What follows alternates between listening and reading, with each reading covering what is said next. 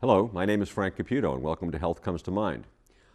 This will be a series of 6 programs which will address various areas that will hopefully explain that there is a connection between the mind and the body, which for a long time in Western medicine wasn't recognized, but is now. And over this period of time, hopefully we'll be able to supply you with some information that will allow you to realize that there is a connection and things that you might be able to do to assist you in areas such as addiction, relationships, physical illness. We thank you very much for being here, and we look forward to spending some time with you in the next 6 weeks. Thank you very much.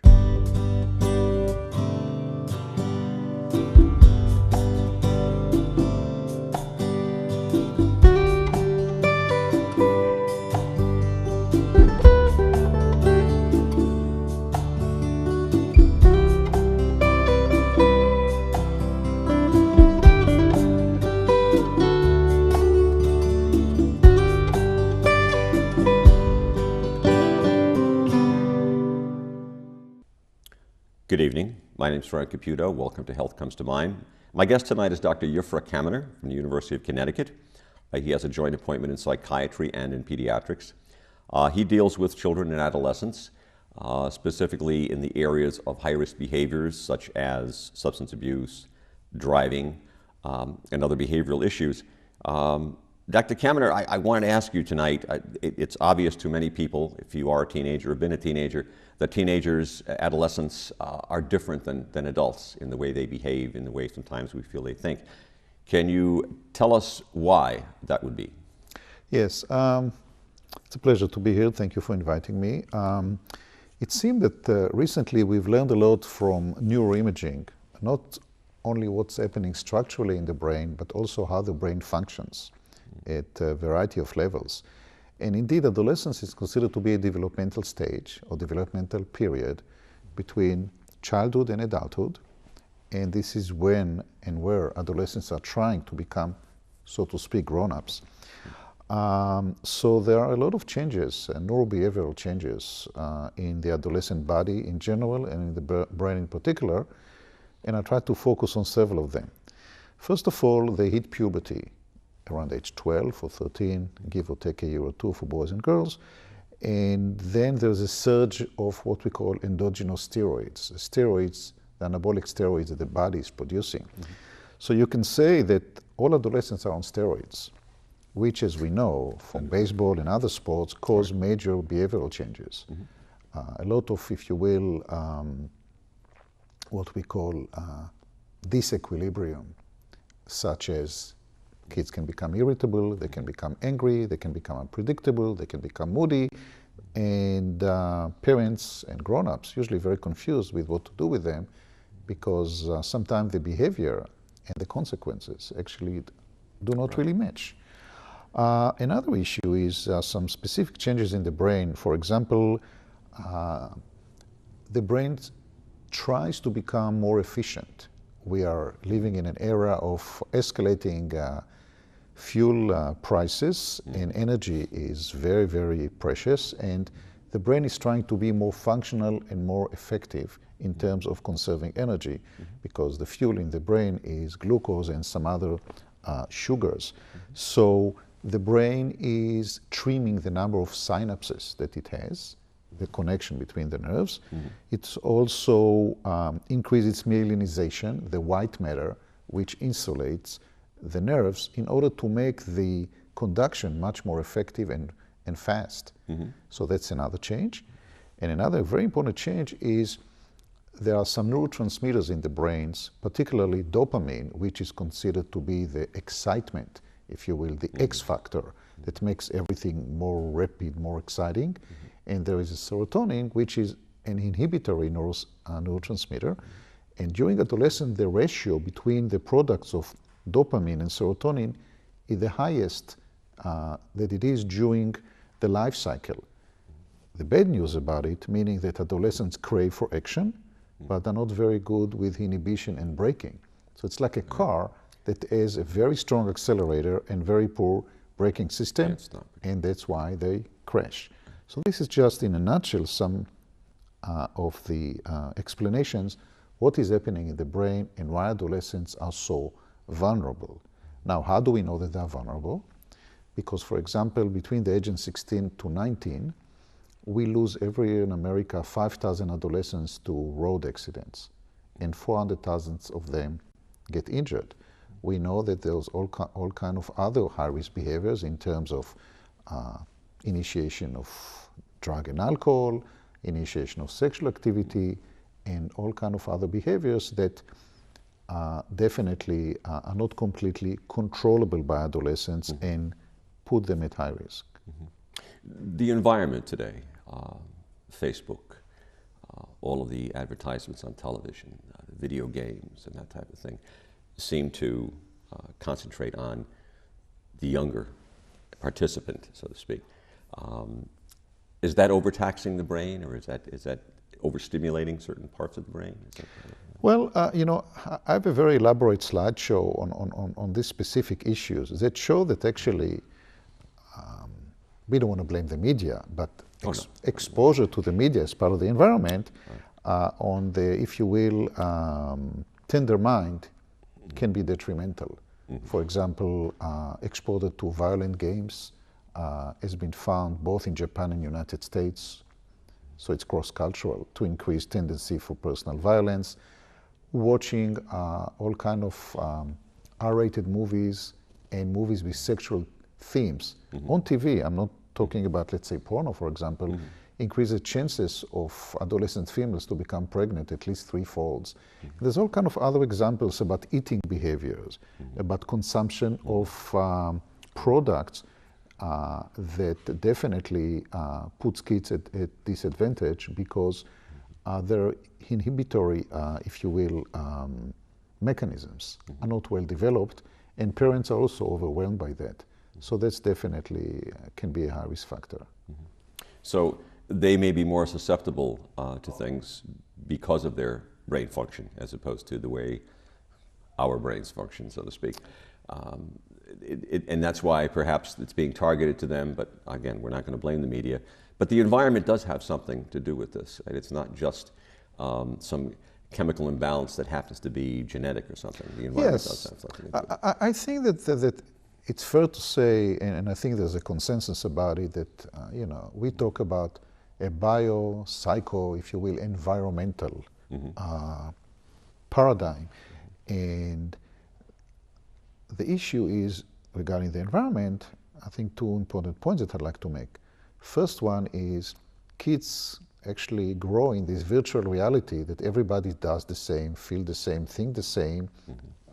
Take all the social networks, for example. Or, for example, everybody's doing drugs. I mean, when I talk with the adolescents that we work with, everybody that we know is doing drugs. So it's almost like when you live in a little area that is surrounded by skyscrapers and you can see beyond the horizon. What you see is your immediate environment. And the immediate environment of most adolescents these days is the computer and some other kind of media elements, So that's definitely an issue. Another issue on the other end, which is positive about environment, is that if parents and caretakers are aware of the fact that you should start raising your kids when they're very young. Sounds like Yogi Berra kind of, statement. Meaning that the earlier you intervene with your kids, and I would like to empower parents and caretakers by being caring, empathic, but not less importantly, have an authoritative style of parenting. This is something that a lot of parents are dilly-dally about because they are concerned about the political correctness of the aspect. A lot of clinical research shows that it can not only delay substance abuse, alcoholism, precocious sexual activity, it can even, if you will, postpone conduct disorder and antisocial behavior, even though there might be some genetic factor or some kind of familial vulnerability. So this is a very important factor because a lot of parents are very clueless about what to do with adolescents. And that goes a long way. Yes. And I've seen that. I've seen that many times. Unfortunately, I do some crisis work in the emergency room, and I've seen a lot of children lately.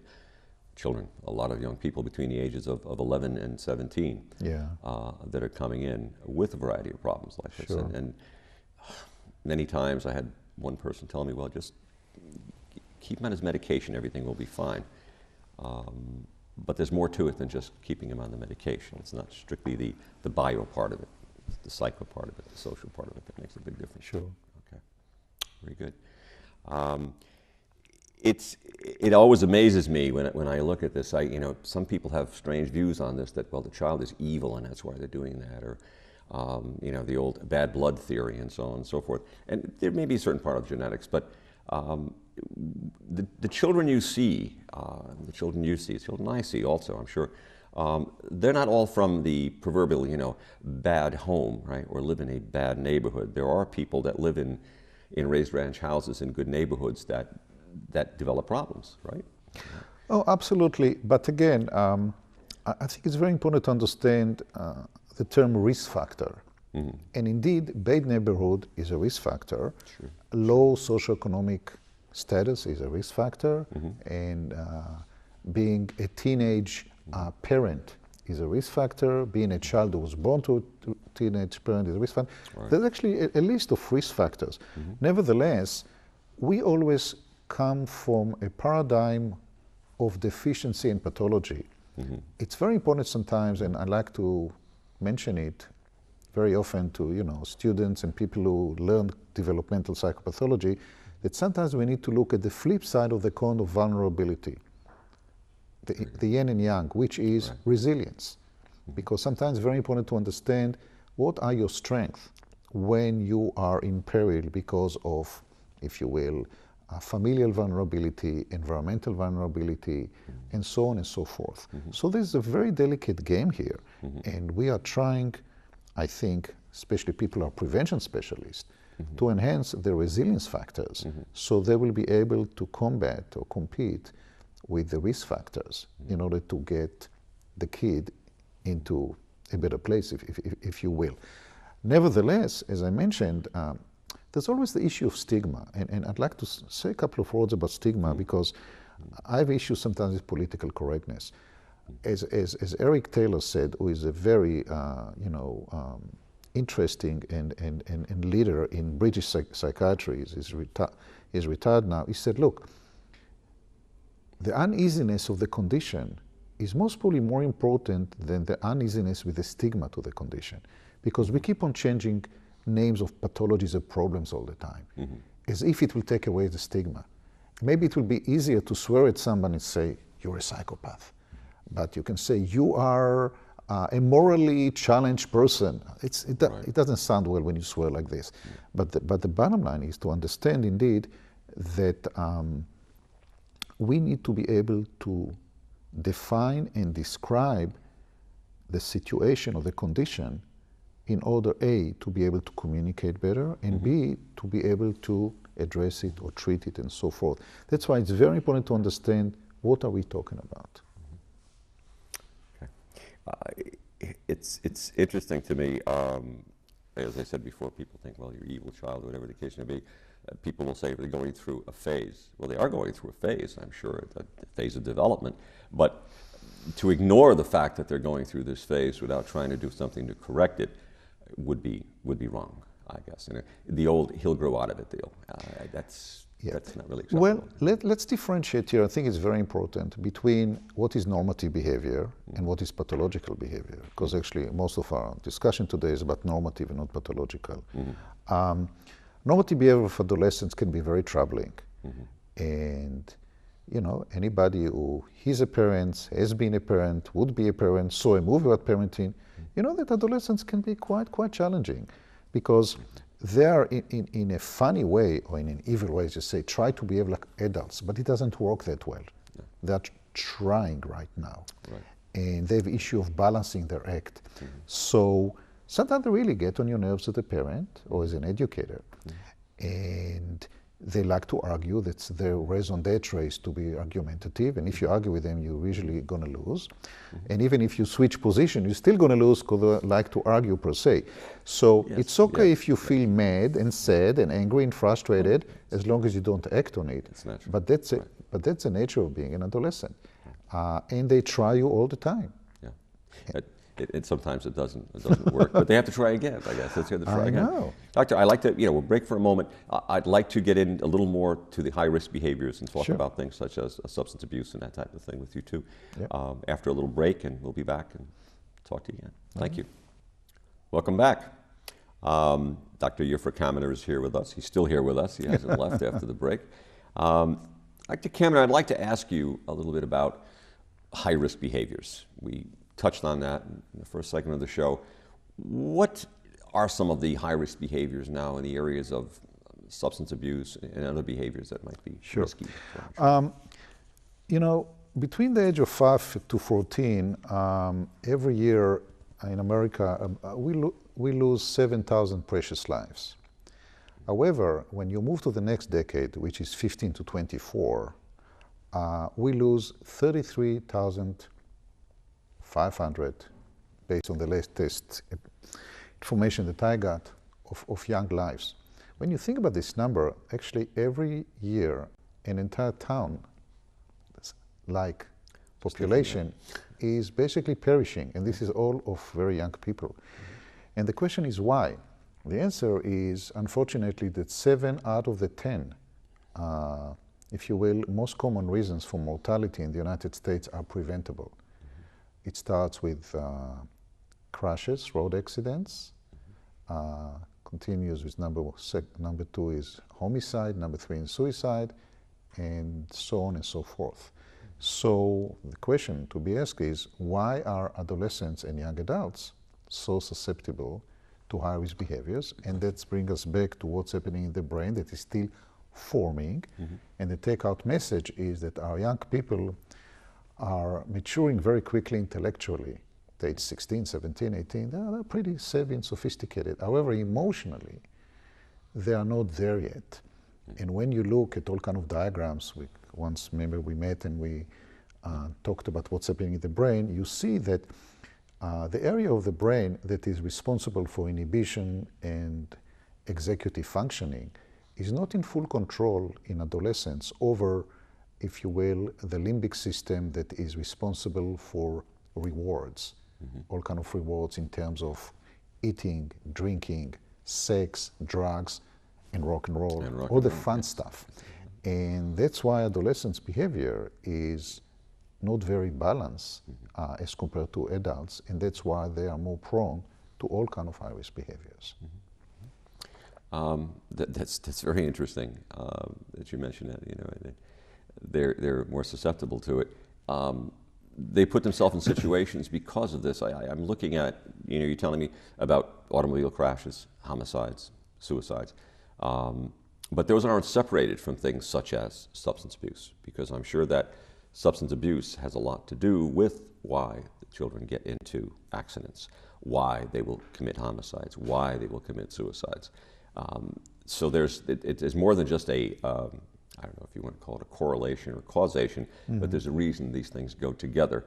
I don't know how many people really are drug addicts and abuse substances frequently that don't have some other problem in their life other than substance abuse. Even Charlie Sheen now has other problems in his life other than that. So there is a correlation, or at least between. Well, when we talk about causation, we need to be very careful. If A is associated with B, it doesn't necessarily mean that A leads to B. There could be a C as a mediator, there could be some other moderators, but I think associational correlation is a safer way to talk about it. Let's talk about driving first. Most of the accidents do not occur under the influence. Now, definitely when a teenager is under the influence, it increases dramatically his or her chances to get hurt, because the brain is more tender and less regulated. I'll give you an example. When a grown-up drinks, he or she increases the chances to get involved in a crash 4 or 5 folds. When an adolescent driver drinks, he or she increases the chances to be involved in a crash more than 50-fold. So the ratio of 10 to 1. And again, because the brain is very different, as we mentioned, the braking, if you will, or inhibitory parts of the brain is not working very well. Now, many of those kids who drink and drive, of course, it increases their chances even more, and so on and so forth. A lot of kids who drive don't buckle up, when you drink, you definitely reduce your chances to buckle up. So there are a lot of, I would say, primary reasons for risky driving without even drinking. On top of that, if you drink or use drugs, you definitely will increase your chances to get hurt. And one of the issues we try to teach people is, young people, is not only don't you drink under the influence, don't you drive under the influence, don't get into a car when you know that the driver is drinking. And it's very common that adolescents do it, and we know about several accidents, including several that happened recently. There were non-drinking adolescents in the car, driven by somebody who drank, and the tragic consequences were terrible. Right, so their judgment wasn't just influenced by the fact that they were using a substance, it's influenced by the fact that, as you say, they're not processing things the way an adult might. With Exactly, that level that's a of very brain. important issue. So it's more to it than just Right. don't drink, don't drive. Getting back to the other behaviors too, talking about suicides, there are quite a few suicides in the younger generation. Is that correct, as opposed to? Well, it's definitely when adolescents hit, if you will, children hit the second decade of their lives, is definitely increasing a lot of psychopathology, including suicidal behavior. And indeed, suicidal behavior also increases in correlation with substance abuse. It also increases in correlation with depression and some other problems, although we're not going to, we don't have much time to talk about psychopathology. Right, but again, right. One of the problems in drinking and using drugs, beside the fact that it can cause a myriad of problems, that there's a consensus on most of them usually, is the fact that it can also increase the chances to become suicidal by sometimes even 6, 8, or 10 folds. And this is without even discussing any other psychopathology. Likewise, homicide, or homicide under the influence, definitely drugs and alcohol make particularly young people disinhibited when it comes to aggression, physical aggression, sexual aggression, and all kind of other behaviors that they would have not engaged in if they were not under the influence. Right. But, after watching some of the video games that are advertised on TV, I wonder if you really can, homicide's not a bad idea. Look, people doing it all the time. You can see them doing it. And then they jump back and they're in the next scene. It doesn't work in real life, unfortunately. Yeah. Well, let me ask you a question about these things. What is it that parents can do about something like this? Because I'm sure a parent's going to be watching this now saying, what am I going to do about my kids? Do I have any control over this? Do I have anything that I can help them with? What do you suggest as far as parental intervention, or whatever the case may be in this case? I would say to parents, be unafraid, as the commercials say, be very unafraid to supervise your kids from a very early age. If your kids perceive you as caring, empathic, and yet authoritative, I think it's going to work just fine. It's kind of difficult to start at age 18 to change the rules of the games because they're not going to take you seriously. But you need to start at a very early age to be very consistent with your behavior. And as the question during the presidential debate of 2008 was, what's going to happen when the phone is going to ring at 3 a.m.? And I won't go into it politically. Right. I think that it's very important for parents to know, to say, hey, it's midnight. Where is my kid? What he or she is doing? With whom he or she is? And where the heck are the keys to the car? If you start with this, you have a pretty good chance, to some degree, prevent any kind of major disasters. And I know that parents right now are, in many cases, almost clueless. One of the trends people are asking me about is what's happening with these parents who allow kids to drink at home, because they say, if I won't allow this party to take place at my house, they're going to party somewhere else. It's going to be even more unsafe. And of course, it's illegal, and the police doesn't take it very lightly. So parents really resort to desperate measures. Right. And I would say that if your son or daughter, your private kid, asks the keys to the car and tells you that he's going to a party, make sure there is a parent there. If there's no parent, don't let your kid even go there, because you know what's going to happen. And you know what? your kid most probably going to protest, but at the end he or she will understand it. I've seen some parents who've done it and were surprised that it worked. But it's a process. It's a process of communication, negotiation, and understanding, almost like a behavioral contract. What are you allowed to do, what you're not allowed to do as an adolescent? After all, you want money, you want the keys to the car, you want a lot of resources from your parents. They should be negotiated. There's no free lunch, there's not free keys to the car, there's no free anything, in my opinion. And it should start at a very early age. It's a challenge, it could be a struggle, but the protest, or battle cry is everybody else does it, or I'll be the only one who's not doing it. Absolutely. Shouldn't really impress parents. And last but not least, I would like to see parents in the community develop some kind of a grassroots support group. If you know the friends of your kid, and so do the other parents, you know what's going on, and you can always find out if something fishy is about to happen. At least it increases the likelihood of preventing any kind of unwarranted behaviors. There's a difference between punishment and discipline, is there not? I mean, to punish somebody is not the same. I've always been taught, well, discipline comes from within. But if it comes from within, it's got to get in there somehow so you're able to discipline yourself from within, as opposed to just being punished for doing something. And I think, at least, when I was a teenager, if I couldn't do something, I was being punished, okay? As opposed to, well, maybe he's right or she's right, and I shouldn't be doing this because. As a teenager, I didn't think that way. Now as I look back, everything is great, retrospect. Yes, now I know why I had to sneak in my window because I had a curfew, or now I know why I had to do these things and so on and so forth, and I shouldn't have done that. But it's very difficult, and I guess some people feel, I don't know, some parents of people that I've had, clients I've had, feel that they can just talk to them as exactly the same as they're talking to an adult, and things will just go away, and they will understand things the same way. Let's look at it this way. It's the balance between nature and nurture.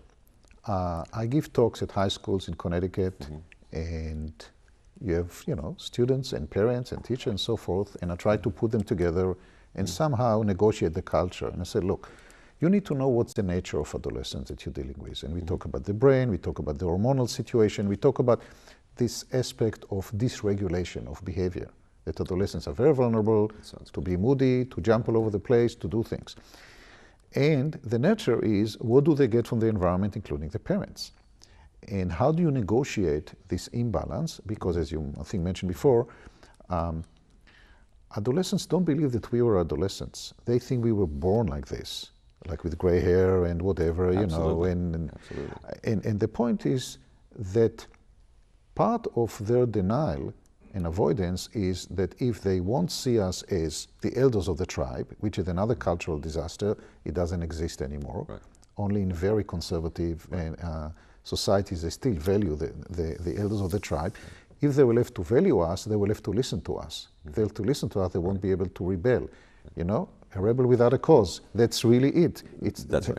Like the James Dean movie from '53. That's right. Well, to wrap up, I just say it's interesting that we have to realize that they think that we're different than they are. We have to realize that they're different than we are. That makes a difference. It's not do as I say because I do as I say, not as I do. That's a whole other program, unfortunately, to go through that. I thank you very much, Dr. Kammerer, for being here tonight. I hope you've opened a few eyes and maybe upset a few people, but that's okay. That's okay.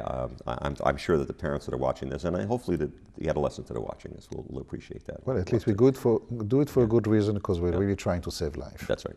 Thank you very much. My pleasure. Good night.